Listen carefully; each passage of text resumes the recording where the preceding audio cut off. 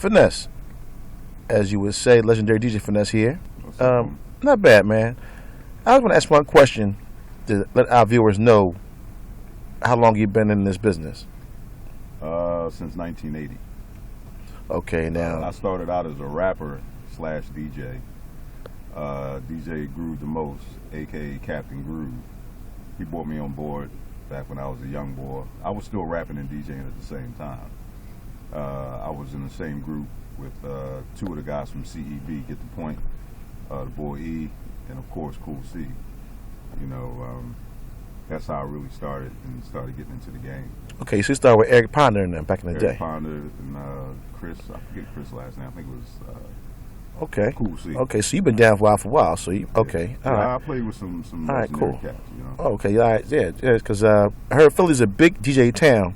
You know, blue collar town, known for blue collar employees and hard hitting niggas with hockey and whatnot and everything, and play football. And a big sports town, but people don't know that the underground scene with DJing really started here in Philadelphia, Pennsylvania, with some of the best artists and legendary rappers out here. Well, when it turned into a craft, Philadelphia is the icon for that. I mean, it was here, but it was more prevalent in New York, of course, Grandmaster Flash, Kool Herc. But it got crafty here. Okay. Meaning we took it to another level, and then we took it to other countries. Yes, but in reference to like DC had a go-go with the old guys. You have New York with they crew, but Philly has definitely been one of the premier, shall I say, staples for the rap industry and hip hop industry. Well, not really, not as big as New York. I mean, most of the rap stars come from New York. Okay. Course, you know, okay. I mean, as far as old school coming up to even now. Okay. But I would have to say Will Smith pretty much put us on the map.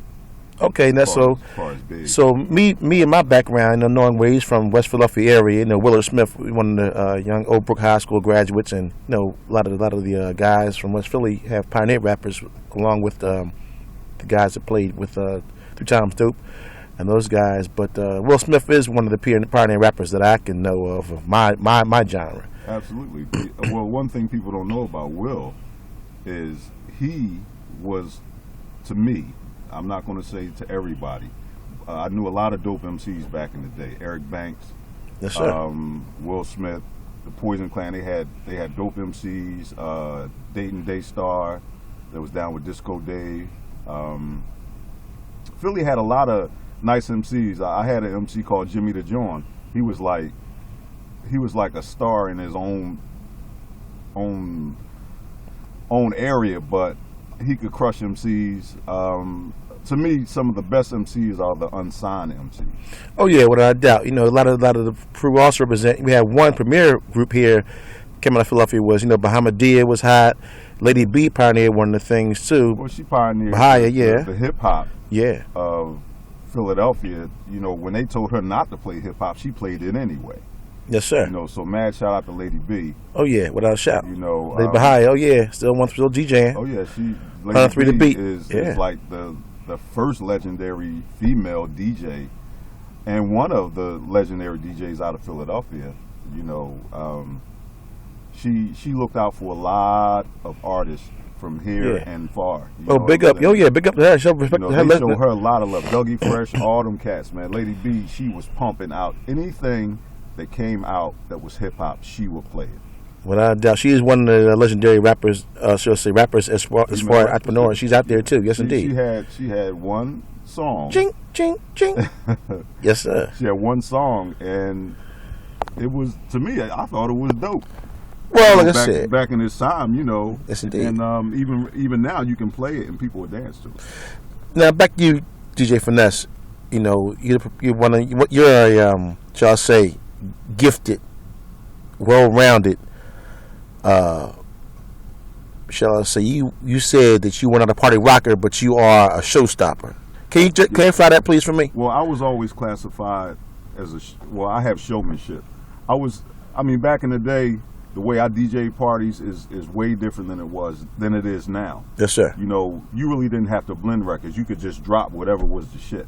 Yes, sir. You know what I'm saying? From Treacherous 3 Grandmaster Flash and Furious 5, and we can go on and on and on as far as how the parties went back in the day. Like I did a house party 2 weeks ago. Well, this Saturday, make 2 weeks ago, and I ripped that motherfucker up. I dropped everything that was old school, that was the shit, and the crowd went bananas, and I chopped up everything that I threw on.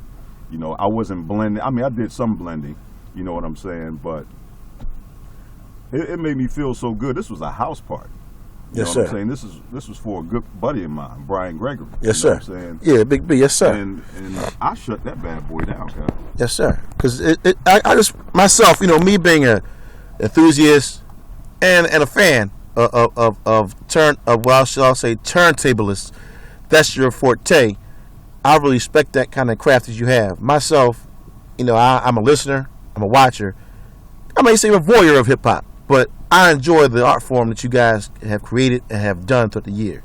Well, you have a lot of DJs who pioneered it out of Philadelphia. Grand Wizard Rasheen is, to me, the main pioneer of turntable. Well, he is the pioneer of turntablism in the world, as far as I'm concerned, because he taught the best DJs who are labeled as the best and the most legendary.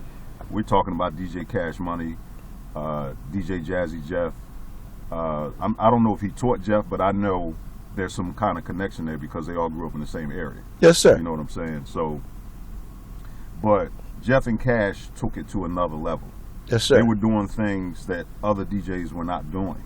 Yes, sir. And they developed a craft, and they developed a style that a lot of DJs follow.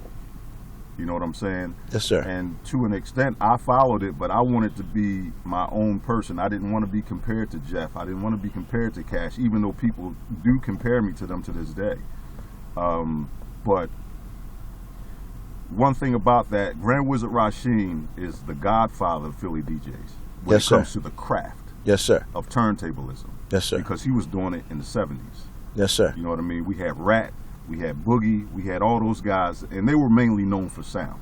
Exactly. You know, they were not classified as turntablists, where you took two turntables and used them as an instrument. Yes, You know, sir. where you actually